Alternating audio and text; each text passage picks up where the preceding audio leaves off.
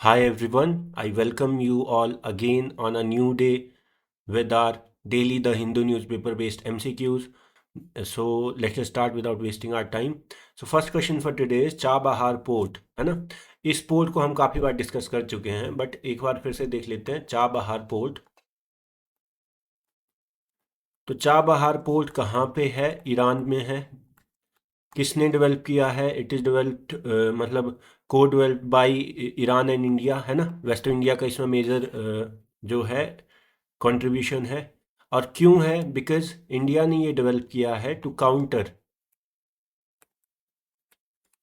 Gwadar port जो कि पाकिस्तान में बनाया गया है बाय चाइना। और चाइना ने ये क्यों बनाया है? चाइना ने बनाया है अपने बेल्ट रोड इनिशिएटिव के अंडर, जो कि क्या है, चाइना अपना जो भी ओल्ड हिस्टोरिकल सिल्क रूट था उसको एक तरह से रिक्लेम करना चाहता है कि हम उसको एक तरह से दोबारा से डेवलप करेंगे। तो उसी में इसने क्या किया कि पाकिस्तान में ग्वादर पोर्ट बनाया है। और उस ग्वादर पोर्ट को काउंटर करने के लिए इंडिया ने क्या किया, चाबहार पोर्ट बनाया ईरान में। और इससे हमारा क्या होगा, इससे हम पाकिस्तान को बाईपास करके सीधे अफगानिस्तान जा सकते हैं थ्रू ईरान, है ना। और फिर उससे आगे सेंट्रल एशिया में हमारी कनेक्टिविटी बढ़ जाएगी। So simply it provides access to central Asia bypassing Pakistan, है ना। ये आपको पता होना चाहिए, ठीक है। नेक्स्ट, द लेवेंटाइन सी या Levant sea is located in which region, है ना। तो जब मैं बात करता हूँ लेवेंट सी या लेवेंटाइन सी, जो भी बोल लो दोनों ही सेम बात है। तो ये क्या है? ये आपका मेडिटेरेनियन सी है जो। तो ये जो इसका बिल्कुल ईस्टर्न मोस्ट पोर्शन होता है ना, जो ये, इसको बोलते हैं हम लेवेंट सी। किन कंट्रीज के साथ आपको पता होगा, यहाँ पे इजराइल होता है, सीरिया होता है ना। और ऊपर टर्की है ना। और आपका साइप्रस है। तो ये आपको पता होना चाहिए, है ना, ठीक है। तो आपका ईस्टर्न मेडिटेरेनियन सी का जो है दूसरा नाम दैट इज लेवेंटाइन सी, है ना, आपको पता होना चाहिए। नेक्स्ट इज बहुत इंपॉर्टेंट फॉर प्रीलिम्स, गलेथिया बे और कैंपबेल बे नेशनल पार्क। डायरेक्टली पूछ सकते हैं कि भाई बताओ ये कहाँ पे है। तो ये दोनों ही है ग्रेट निकोबार आइलैंड में, है ना। तो ग्रेट निकोबार आइलैंड में है, ये आपको पता होना चाहिए। अच्छा, ये क्यों न्यूज़ में है? बिकॉज इन दोनों को थ्रेट है by the great Nicobar project, है ना। ग्रेट निकोबार प्रोजेक्ट आपको पता होगा। ग्रेट निकोबार प्रोजेक्ट आपका जो ग्रेट निकोबार में एक तरह से इंफ्रास्ट्रक्चर डेवलपमेंट के लिए है, जहाँ पे हम, जैसे आपका एक तो मैं बात करूँ, जैसे अगर सी रूट्स की, जैसे आगे आपका मलक्का स्ट्रेट आता है जस्ट आगे, है ना। तो साउथ एशिया या आपका ईस्ट एशिया की अगर मैं बात करूँ, तो यहाँ पे जो कनेक्टिविटी होती है वो सब बढ़ाने के लिए यहाँ पे पावर प्लांट्स बनाए जा रहे हैं, यहाँ पे भी आपका एयरपोर्ट्स बनाए जा रहे हैं। तो ये सारी चीज़ें इससे क्या है, लेकिन इससे यहाँ का जो, एक तो आपको पता होगा यहाँ पे जो है ट्राइबल जो ग्रुप्स होते हैं, एक तो उनको खतरा है। और दूसरा क्या है, ये जो यहाँ पे जो बहुत एक मतलब लार्ज एक्सपोनेंशियल स्केल पे जो आपका डिफोरेस्टेशन होगा इसको बनाने के लिए, उसका भी खतरा है। तो ये सारा डेली न्यूज़ में रहता है, आपको पता होना चाहिए दोनों ही नेशनल पार्क्स कहाँ पे है, ग्रेट निकोबार आइलैंड में, ठीक है। नेक्स्ट, एनजीटी, आपको पता होगा ट्राइब्यूनल। जब हम ऑल्टरनेट डिस्प्यूट रिड्रेसल मैकेनिज्म्स की बात करते हैं कि कोर्ट ना जाके कुछ और हो, क्योंकि कोर्ट्स में ऑलरेडी क्या होता है, बहुत सारी केस पेंडेंसी है ना। तो आपका जिससे क्या होता है कि काफ़ी टाइम लग जाता है चीज़ें सॉल्व होने, लेकिन काफ़ी सारे इश्यूज होते हैं उनको एक फास्ट ट्रैक मैकेनिज्म चाहिए होता है सॉल्व होने के लिए। जैसे पॉल्यूशन है, मान लो आज कुछ दिल्ली में कुछ ऐसा हो रहा है जिससे पॉल्यूशन बढ़ रहा है, ठीक है। अब उसका सॉल्यूशन जल्द से जल्द निकलना चाहिए, ऐसा नहीं कि कोर्ट में केस जाए और 4-5 साल लगा रहे, तो फिर उसका फायदा नहीं। और काफ़ी सारी ऐसी चीज़ें होती हैं, तो ट्राइब्यूनल्स बनाए जाते हैं किसी स्पेसिफिक एरिया के लिए, एक स्पेशल अल्टरनेटिव, आप ऐसे बोलो कि क्वाजी जुडिशियल बॉडी, जो आपका क्या होगा, जो आपका उस चीज़ में जो एक्सपर्टीज़ हैं जिन लोगों की, उनसे मिलके बनी होगी, ठीक है। वो क्या करेंगे फिर इसमें आपका मतलब उस चीज़ को अच्छे से, एक तो पहला क्या होता है, स्पेशलाइजेशन आ जाती है, जिससे क्या होता है, अब एनवायरनमेंट की जिसको ज़्यादा समझ होगी वही उस पर एक तरह से डिसीजन ले सकता है। तो ट्राइब्यूनल्स ये सब चीज़ें अलाउ करते हैं। तो ये आपका एनजीटी एक्ट 2010 से बना था। तो मैं आपसे क्वेश्चन पूछता हूँ, is it constitutional body NGT और इज इट स्टैट्यूटरी? मैंने आपको बताया कॉन्स्टिट्यूशनल बॉडी जिनके लिए स्पेसिफिकली कॉन्स्टिट्यूशन में आर्टिकल्स हों, है ना, या कॉन्स्टिट्यूशन में अमेंडमेंट करके उसमें आर्टिकल इंसर्ट किए हो। स्टैट्यूटरी मतलब सिंपली जैसे बिल लाया, उसको लॉ बना के एक्ट बना के पास कर दिया, उसके बेसिस पे बनी बॉडी। तो ये मैं बता दे रहा हूँ जैसे स्टैट्यूटरी बॉडी, क्योंकि ये किसी एक्ट के थ्रू बनी है ना, कॉन्स्टिट्यूशन के थ्रू नहीं। Next is the Dhebar commission आपको पता होना चाहिए, ये किससे रिलेटेड है? Dhebar commission is associated with tribal administration and welfare, tribal administration and welfare, ये आपको पता होना चाहिए। ठीक है, अब इसमें क्या है, देबार कमीशन ने ही रिकमेंड किया था कि एक नई आपका कैटेगरी बनाओ, पीटीजीज, प्रिमिटिव ट्राइबल ग्रुप्स, जिसको बाद में 2006 में रिनेम करके पर्टिकुलरली वल्नरेबल ट्राइबल ग्रुप्स बोल दिया गया है ना। तो ये आपको पता होना चाहिए, पीटीजीज या पीवीटीजीज किसके रिकमेंडेशन में बनी थी? देबार कमीशन, है ना। तो ये आपको पता होना चाहिए। ठीक है, next is which of the following is not among the criteria. अब पीवीटीजीज जो आइडेंटिफाई किया जाता है, पीवीटीजीज, अच्छा पीवीटीजीज होते क्या है?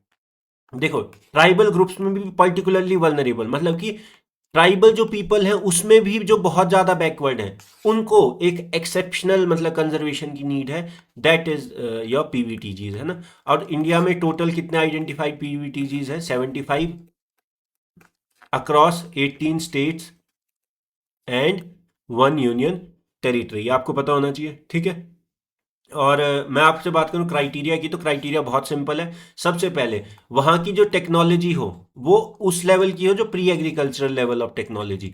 ठीक है, आज जो हम एग्रीकल्चर में यूज करते हैं टेक्नोलॉजी, उससे बहुत पुरानी टेक्नोलॉजी वो यूज करते हो। ठीक है, नेक्स्ट इज दूसरा फैक्टर होता है लो लिटरेसी, है ना, कॉमन सेंस।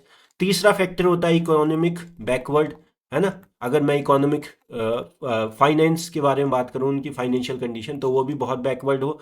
और चौथा होता है डिक्लाइनिंग और स्टैग्नेंट, या तो बिल्कुल एक तरह से मतलब कि ना बढ़ रही है ना घट रही है, या तो फिर डिक्लाइन हो रही है ना, तो उस पॉपुलेशन। तो ये चार फैक्टर होते हैं। तो ट्राइब्स जो होती है हमारी, ट्राइब्स अराउंड 700 प्लस ट्राइब्स हैं इंडिया में। तो ट्राइब्स जो होती है उसमें भी जो इन चार फैक्टर को आपका मतलब फॉलो करते हैं, इन चार कंडीशंस को आपका फॉलो करते हैं, उनको हम आइडेंटिफाई करते हैं पीवीटीजीज, है ना। तो गवर्नमेंट ऑफ इंडिया ने 75 को आइडेंटिफाई करा हुआ है। तो विच of the following is not, not मतलब कि देखो ये तो है, ये भी है, ये भी है। हाई लिटरेसी बिल्कुल नहीं होगा, हाई लिटरेसी नहीं, लो लिटरेसी, है ना। ठीक है, समझ आता है। नेक्स्ट इज रिमूवल ऑफ जजेस ऑफ द सुप्रीम कोर्ट या हाई कोर्ट, है ना, दोनों ही सेम है। करेक्ट। तो सबसे पहले इस प्रोसेस को समझो, प्रोसेस बहुत सिंपल होता है, देखो ध्यान से। सबसे पहला स्टेप होता है प्रोसेस में, जब भी किसी सुप्रीम कोर्ट या हाई कोर्ट के जज को रिमूव करना हो, सबसे पहले एक नोटिस लाया जाता है, किसका? इम्पीचमेंट, क्योंकि ये क्या है, रिमूवल क्या होता है, इम्पीचमेंट होता है इनका। नोटिस ऑफ इम्पीचमेंट मोशन, जिस नोटिस को आप कहाँ पे देते हैं, जैसे आपका जैसे साइन होना चाहिए कहीं पे भी, किसी भी हाउस में प्रेजेंट हो सकता है, पहली बारी में लोकसभा में, राज्यसभा, लेकिन जिस हाउस में प्रेजेंट हो रहा हो उसके मेंबर्स की एक कंडीशन होती है, कितने मेंबर्स ने उसको साइन किया होना चाहिए, कि मतलब हाँ वो मेंबर उस नोटिस में मानते हैं कि मैं भी उस नोटिस का हिस्सा हूँ। तो लोकसभा में अगर हो तो 100 सिग्नेचर्स लगते हैं, और राज्यसभा में हो तो 50 सिग्नेचर्स, है ना, उस हाउस के मेंबर्स के। फिर ये अगर हो गया, ये कंडीशन सेटिस्फाई हुई, ठीक है, तो आपका जो उस हाउस का जो भी मतलब चेयरपर्सन होता है, जैसे अगर राज्यसभा की बात करूं तो वीपी, और लोकसभा की बात करूं तो स्पीकर, तो वो एडमिट भी कर सकते हैं और नहीं भी कर सकते, उनकी मर्जी है, उनका डिस्क्रेशन है। उसके बाद तीसरा होता है, अगर ये मोशन एडमिट कर लिया तो फिर एक कमेटी बनती है, 3 मेंबर्ड, 3 मेंबर्ड कमेटी बनती है। ठीक है, जो आपका क्या करती है, इस पे मतलब रिपोर्ट बनाती है। ठीक है, 3 मेंबर कमेटी आपको पता होना चाहिए, सुप्रीम कोर्ट जज, high court chief justice plus distinguish jurist, है ना, ये आपको पता होना चाहिए। अगर मान लो इस कमेटी ने रिपोर्ट दे दी, फिर रिपोर्ट के हिसाब से क्या होता है, पार्लियामेंट उस मोशन को कंसिडर करती है, अगर करना चाहे, है ना, कि रिपोर्ट में क्या है, उस हिसाब से। फिर उसके बाद क्या होता है, इस मोशन को अप्रूव किया करना, मतलब एक बार मोशन कंसिडर किया फिर उसको अप्रूव होना चाहिए, उसको मतलब वोटिंग से, लोकसभा में भी और राज्यसभा में सेपरेटली, है ना। ऐसा नहीं मतलब ज्वाइंट सीटिंग नहीं होती है इन दोनों में। अब कंडीशन क्या है, दोनों ही हाउस में ये मोशन किस मेजोरिटी से पास होना चाहिए? Special majority. कौन सी स्पेशल मेजोरिटी आपको पता होना चाहिए। यहां पे क्या होता है, देखो, greater than half of total strength of that house, plus साथ ही साथ ये भी होना चाहिए, plus greater than equal to 2/3 of present and voting. मतलब कि उस मोशन के फेवर में एटलीस्ट पहला राउंड ऑफ वोटिंग होगा तो टोटल स्ट्रेंथ जो है हाउस की, उससे मतलब आधे से ज्यादा लोग उसके फेवर में होने चाहिए। और दूसरा, जब ये एक राउंड ऑफ वोटिंग हो गया तो सेकंड राउंड में काउंट करके यही होगा कि जो प्रेजेंट एंड वोटिंग है उस दिन में, ठीक है, प्रेजेंट एंड वोट भी कर रहे हैं, तो ऐसा नहीं कि कोई कोई मान लो वोटिंग से अब्सटेन कर गया या कोई उस दिन अब्सेंट है उसमें, तो उनको नहीं काउंट करेंगे। जो प्रेजेंट है और जो वोट भी कर रहे हैं, उनकी स्ट्रेंथ का 2/3 भी आपका इसको एक्नॉलेज करे, है ना, इसको बोलते हैं स्पेशल मेजोरिटी। ठीक है, उसके बाद क्या होता है, अगर ये पास हो जाए फिर उसके बाद आपका प्रेसिडेंट जो है वो प्रेसिडेंशियल ऑर्डर निकालते हैं for removal of that specific जज, है ना, ये आपको पता होना चाहिए। अच्छा, दूसरी बात जो इंपॉर्टेंट है, जो डायरेक्ट पूछा जा सकता है कि रिमूवल किस बेसिस पे होगा, रिमूवल के ग्राउंड्स क्या है, कोई आर्बिट्री है नहीं, रिमूवल ग्राउंड्स मेंशन्ड है दैट आर प्रूवन मिसबिहेवियर और इनकैपेसिटी, कि भाई ये जो जज हैं ये इनकैपेसिटेंट हैं उस पोजीशन को होल्ड करने के लिए ना। तो यहाँ पे तो बहुत सिंपल है, प्रेसिडेंट कैन रिमूव अ जज एट हिज डिस्क्रिशन, बिल्कुल नहीं, प्रेसिडेंट की अपनी मर्जी नहीं चलती, ये सारा प्रोसेस फॉलो करना पड़ता है। Removal motion must be supported by a simple, बिल्कुल नहीं, स्पेशल मेजोरिटी होनी चाहिए, बोथ हाउसेज में होनी चाहिए without joint sitting. Removal requires special majority of each house after inquiry, बिल्कुल सही।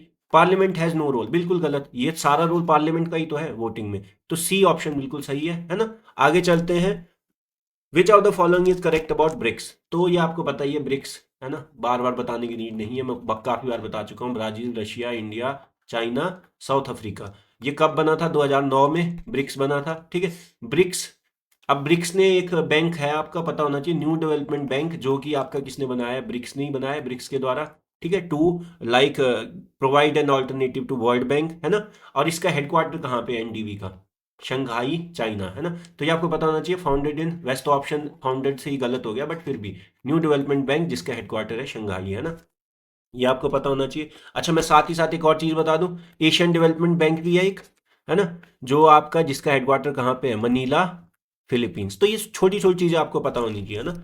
नेक्स्ट, द CAQM, अब आपको पता है मैंने कुछ ही दिन पहले बताया था पॉल्यूशन को लेके कि आपका जो है AQI के हिसाब से, जैसे मान लो जो NCR एरियाज होते हैं, ये सारा जो भी अफेक्टेड होता है वहां पे क्या है, जैसे आपका AQI को मॉनिटर किया जाता है, एयर क्वालिटी को, फिर एयर क्वालिटी किस तरह की है उस हिसाब से एक रिस्पॉन्स दिया जाता है, जिस रिस्पॉन्स को हम बोलते हैं graded response action plan. Graded क्यों, कि अगर AQI थोड़ा ठीक ठाक है तो कम ग्रेड का रिस्पॉन्स होगा, ग्रेड मतलब कि किस तरह, किस डिग्री का रिस्पॉन्स, है ना। तो इस GRAP को इंप्लीमेंट कौन करता है, इसको इंप्लीमेंट करता है commission on air quality management, जो कि आपका ये सारा दिल्ली NCR के अराउंड जितने भी एरियाज हैं इनको मतलब इंप्लीमेंट करता है यहाँ पे, है ना। तो the commission implements graded response action plan, है ना, ये आपको डायरेक्ट पता होना चाहिए, to control pollution levels around the Delhi NCR, है ना। Next is forest rights act of 2006, बहुत इंपॉर्टेंट एक्ट, क्यों है बहुत important act, because this act for the first time gave recognition to the rights of the people, rights of the local people of those forest areas, है ना। मतलब कि उससे पहले क्या होता था, कंजर्वेशन करो कंजर्वेशन करो कंजर्वेशन करो, तो लोकल लोगों को चाहे आप वहां से हटा दो, चाहे उनको मतलब वहां से कुछ भी चीजें ले जाने ना दो, लकड़ी से लेके या पानी भी यूज करने ना दो, तो पहले बहुत रिस्ट्रिक्शन होती थी। लेकिन इस राइट ने क्या किया कि भाई कंजर्वेशन अपनी जगह है ना, सारी चीजें अपनी जगह है, बट जो लोग वहां पे इतने टाइम से रहते हैं, जिनका वो घर है, उनका भी तो कुछ हक बनता है। तो उस राइट्स की जब मैं बात करता हूँ, उन फॉरेस्ट राइट्स की, वहां के लोकल लोगों की, उसको फर्स्ट टाइम रिकॉग्नाइज किसने किया, इस एक्ट ने, आपको डायरेक्ट पता होना चाहिए ना। तो पहला तो ये है, ठीक है। अब इसका मैं थोड़ा आपको प्रोसेस बताता हूं, देखो ध्यान से। अगर मैं बात करता हूं फॉरेस्ट राइट्स एक्ट 2006, तो ये रिकॉग्नाइज करता है उन फॉरेस्ट एरियाज के लोगों के इंडिविजुअल राइट्स भी, कि एक हर एक इंसान के अपने क्या क्या राइट्स हैं, प्लस उस पूरी कम्युनिटी, मतलब कलेक्टिवली उनके राइट्स भी, है ना, कम्युनिटी बेस्ड राइट्स। तो ये आपको पता होना चाहिए इंडिविजुअल लेवल पे क्या राइट्स होते हैं किसी अकेले इंसान के, जैसे वो वहां पे खेती कर पाए, कल्टीवेशन कर पाए, है ना, खुद की सेल्फ कल्टीवेशन कर पाए, या उनको वहां पे रहने का हक है। ठीक है, तो अगर वहां से उनको हटा भी रहे तो उसी एरिया में उनको इन सीटू, मतलब वैसे तो हटाते ही नहीं है, इन सीटू मतलब कि उसी साइट पे आओ, जैसे इन सीटू एक्स सीटू, आपको पता है एक्स सीटू मतलब कि जहां की हम बात करें उस साइट के बाहर, तो इन सीटू रिहेबिलिटेशन होना चाहिए। तो ये सारे राइट्स होते हैं। कम्युनिटी लेवल पे क्या राइट्स होते हैं, कम्युनिटी लेवल पे जैसे सब लोगों के क्या राइट्स हैं, कि उनके पास अगर कोई मतलब कैटल है ये, तो वो वहां पे उनको घास चरा सकें, ग्रेजिंग करवा सकें, फिर वो फिशिंग कर सके वहां पे, है ना, अगर वो फिशिंग करते हैं तो फिर वहां पे अगर कोई वाटर बॉडीज है उस फॉरेस्ट में तो उसको एक्सेस कर पाए। फिर उसके बाद क्या होता है कि वहां पे अगर वो लोग ट्रेडिशनली रहते हैं तो उनका कुछ अपना ट्रेडिशनल नॉलेज भी होगा वहां की चीजों को लेके, जैसे वहाँ की, जैसे होता नहीं है काफ़ी सारे लोगों को अपने वहाँ पे पता होता है कि इस पेड़ का ये यूज़ होगा, इस जड़ी बूटी का ये यूज़ होगा, ऐसी सारी चीज़ें है ना। तो वो जो उनका ट्रेडिशनल नॉलेज है उनको वो प्रोटेक्ट कर सकते हैं, उनका उस पर जो भी इंटेलेक्चुअल प्रॉपर्टी की अगर मैं बात करूँ तो उनका उस पर राइट है। फिर उसके बाद वो अपना जो ट्रेडिशनल कस्टम के लिए अगर उनको कोई लकड़ी यूज़ करते हैं काफ़ी टाइम से तो वो कर सकते हैं। तो मतलब कि राइट टू प्रोटेक्ट, तो मतलब कि right to protect traditional customs, जो कि उनका कस्टमरी राइट्स है, ठीक है। तो मतलब क्या है, आपका जो फॉरेस्ट राइट एक्ट ऑफ 2006 अगर मैं समरी दूं तो ये आपका individual rights, community rights, cultural rights, ठीक है, तो कस्टमरी राइट्स, ये सारा इन चीज़ों को रिकॉग्नाइज करता है। अच्छा, इसमें खास बात क्या है, जब मैं बात करता हूँ राइट्स की, तो राइट्स क्या सभी मांग पाएंगे? नहीं, राइट्स के लिए भी कंडीशन है। वो इंसान या वो कम्युनिटी, अगर मैं इंडिविजुअल लेवल की बात करूँ, कम्युनिटी, वो ही उस जगह पे राइट क्लेम कर सकता है ये फॉरेस्ट राइट्स एक्ट के अंदर, अगर वो 3 जनरेशन या 75 ईयर्स, जो भी हम बोलूं है ना स्पेसिफिकली, उस टाइम से रह रहा है। किस डेट से? पहले से आपका 13 दिसंबर ऑफ 2005। 13 दिसंबर 2005 से मैं सीधे 75 साल पहले, है ना, से अगर वहां पे रह रहा हूं उस एरिया में, तो मेरा उस एरिया पे फॉरेस्ट राइट्स हैं, ये आपको पता होना चाहिए, ठीक है। अच्छा, खास बात एक और बता देता हूँ। फॉरेस्ट राइट रिकॉग्नाइज, जैसे मान लो आपको लगा कि भाई मेरे इस एरिया में राइट्स हैं लेकिन उनका वायलेशन हो रहा है, या वो राइट्स आपका एक तरह से क्लियरली मेंशन्ड नहीं है, आपको पता नहीं है कितने राइट्स हैं, तो आपको अपने राइट्स को असेस करवाना है या राइट्स को डिटरमाइन करना है कि हाँ भाई मेरे राइट्स हैं वहां पे, है ना, और किस हद तक हैं वो सारा। तो कोई क्लेम, अगर मान लो कोई अपना राइट्स क्लेम कर रहा है किसी फॉरेस्ट पे, है ना, जैसे फॉरेस्ट साइट्स के अंदर, तो उसका प्रोसेस क्या होता है? सबसे पहले ग्राम सभा क्या करती है, देखना ध्यान से, ग्राम सभा क्या करती है, ये है वो अथॉरिटी जो इनिशिएट करती है इस प्रोसेस को, कि भाई किसी के राइट्स को हमें आपका डिटरमाइन करना है कि उसका, उन राइट्स का नेचर क्या है, वो राइट्स किस हद तक है, nature and extent of those rights, है ना। तो ये क्या होता है, चाहे वो इंडिविजुअल के हो चाहे कम्युनिटी लेवल के हो, तो ग्राम सभा पहले इस प्रोसेस को स्टार्ट करती है कि हाँ भाई किसी ने बोला है कि मतलब हमें डिटरमाइन करना है कि हमारे इस जगह पे कितने राइट्स हैं।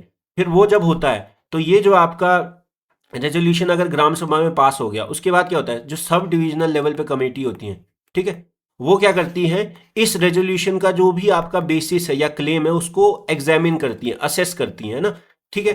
तो ये जब असेस करती हैं, अगर इनको लगता है कि हाँ भाई वो बात सही है, तो वो अपनी रिपोर्ट करती हैं डिस्ट्रिक्ट लेवल कमेटी में सबमिट, सब डिविजनल लेवल की कमेटी डिस्ट्रिक्ट लेवल कमेटी पे, फिर डिस्ट्रिक्ट लेवल कमेटी उस रिपोर्ट के हिसाब से फाइनल अप्रूवल देती है, या अगर रिजेक्ट भी करना हो तो, है ना, तो फाइनल अप्रूवल देती है, ठीक है। तो ये आपको पता होना चाहिए प्रोसेस क्या होता है। ग्राम सभा क्या करती है, प्रोसेस को इनिशिएट करती है कि भाई किसी ने राइट्स रिकॉग्नाइज करवाने हैं अपने, उस प्रोसेस को इनिशिएट करती है। फिर जो सब डिविजनल लेवल कमेटी है, वो जो राइट्स का रेजोल्यूशन ग्राम सभा से आया है उसको वो उस पर असेस करती है एक्चुअल में, फील्ड में वो सारा असेसमेंट देखती है अपने ऑफिसर्स के थ्रू कि हाँ जो ये क्लेम कर रहे हैं वो सही है कि गलत है। फिर और फाइनल जो फर्दर अप्रूवल आता है वो ऊपर से आता है, that is district level committee से। तो क्वेश्चन देखते हैं, अंडर द, मैं इसको थोड़ा, अब ठीक है ना, तो क्वेश्चन देखो, under the forest right act of 2006 the authority to initiate determination of the forest right. अभी मैं बताया कौन करता है, ग्राम सभा के पास अथॉरिटी है जो इनिशिएशन की, है ना। इनिशिएशन जब हो जाता है तो सब डिविजनल लेवल की जो कमेटी होती है वो असेस करती है उस रेजोल्यूशन को, किसी के राइट्स अगर क्लेम आ रहा है, फिर फाइनली जो डिस्ट्रिक्ट लेवल कमेटी है उसको अपना फाइनल अप्रूवल वो देती है कि हाँ भाई हमने देख लिया कि हाँ तुम्हारे राइट्स हैं तो तुम सही हो, है ना। तो ग्राम सभा बिल्कुल सही है ना। Next, which of the following rights are recognized, तो अभी भी बताया इंडिविजुअल राइट्स की अगर मैं बात करूं, जिसमें आपका सेल्फ कल्टीवेशन हो गया, इन सीटू रिहेबिलिटेशन हो गया। फिर आपका कम्युनिटी राइट्स की बात करूं जिसमें ग्रेजिंग, फिशिंग, वाटर बॉडीज पे राइट्स, इंटेलेक्चुअल प्रॉपर्टी राइट्स और कस्टमरी राइट्स हो गया अपना, है ना, ट्रेडिशनल नॉलेज पे राइट्स, तो ये हो गया, ठीक है। तो कल्चरल राइट्स भी बोल सकते हैं इनको, ये जो ट्रेडिशनल कस्टमरी राइट्स। तो individual rights to self cultivation बिल्कुल सही, community rights over forest produce बिल्कुल सही, कम्युनिटी के rights, rights to intellectual property and traditional knowledge बिल्कुल सही, and all of the above हो गया फिर तो डी ऑप्शन, है ना, क्योंकि सारे ही सही है ना। और ये आपको पता होना चाहिए इसको क्लेम कौन कर सकता है, वो इंडिविजुअल या वो कम्युनिटी जो 13 दिसंबर 2005 से 75 साल पहले, 3 जनरेशन पहले से वहां पे रह रही है उस फॉरेस्ट एरिया में, है ना, ये आपको पता होना चाहिए। Next is according to this act, है ना, claims can be made by a community और an individual that has resided in the forest for, ये तो बिल्कुल सही, at least 3 generation before the 13 December 2005।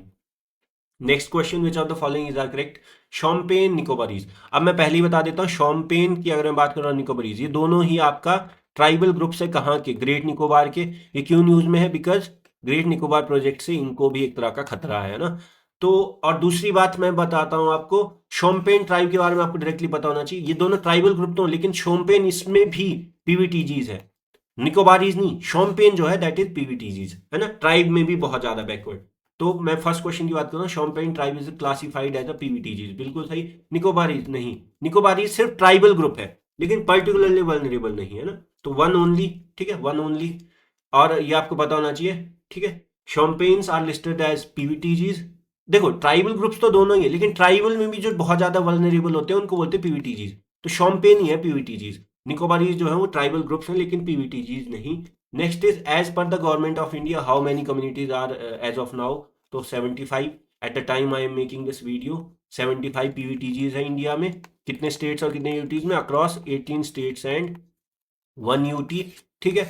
और आपका अराउंड 705 जो आपका टोटल ट्राइब्स हैं, शेड्यूल्ड ट्राइब्स, ये आपको पता होना चाहिए। सो आज की वीडियो में काफ़ी सारे इंपॉर्टेंट कॉन्सेप्ट थे, काफ़ी लेंदी वीडियो भी लगा होगा, but that's all that you need to do to achieve things that you want to. So with this I will end my video, है ना। So thank you so much, let's see you all in the next video. Just please do like, share and subscribe the channel, it will just keep me motivated to make these videos daily, है ना। Thank you so much.